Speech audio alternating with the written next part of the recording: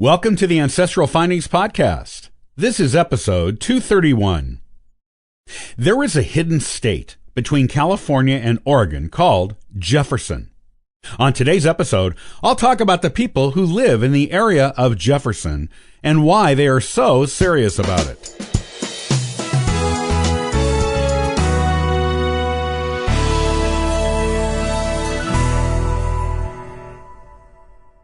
Did you know there is a ghost 51st state in America?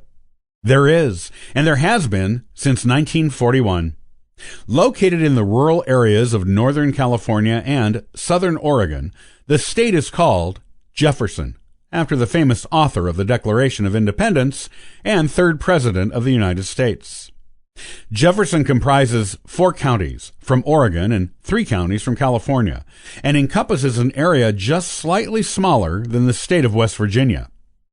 Lest you think Jefferson isn't real just because it hasn't been officially declared a state yet, it is important to know this ghost state already has its own flag and seal, and once even had its own governor.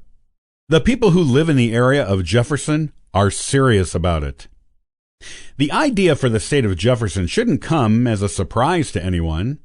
California and Oregon are both large states, and people in the rural areas of these states have long felt like their interests weren't taken seriously or given enough representation in the state governments. Because the counties of Jefferson border each other across the California and Oregon state lines, these counties have much in common with each other, and the residents believe they would create a state that gave its residents what they need in a much better way than they are currently being served. Back in 1941, the idea for Jefferson had so much support that young men from the counties that comprised the proposed state would gather weapons and patrol the state's borders on a weekly basis. They would stop anyone attempting to drive into Jefferson and hand out literature while declaring their intent to secede from Oregon and California as an independent state every Thursday until Jefferson was made a reality. The movement to make Jefferson a state had support in both the California and Oregon state governments, and a governor was elected in preparation for Jefferson being given official state status. However, just as the vote on making Jefferson a state was about to take place, the assault on Pearl Harbor happened, and plans for Jefferson were scrapped, so residents of all states in the United States could focus on the nation's participation in World War II. This does not mean the idea for Jefferson was forgotten, though. After the war, many attempts were made to garner interest in forming the state again. These efforts are still ongoing, with the most serious movements so far beginning in 2013.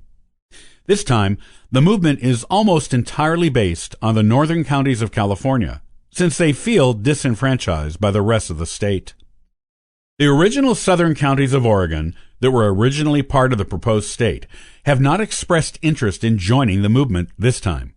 However, 11 counties, as opposed to the original 4, in Northern California have sent their declarations of intent to secede to the California State Legislature and to form the state of Jefferson.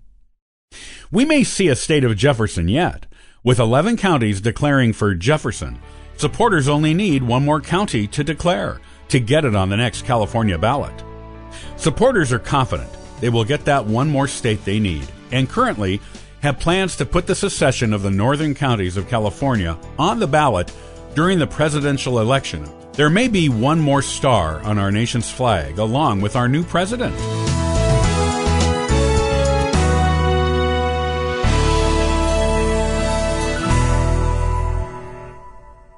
Have you ever heard of Matthew Brady?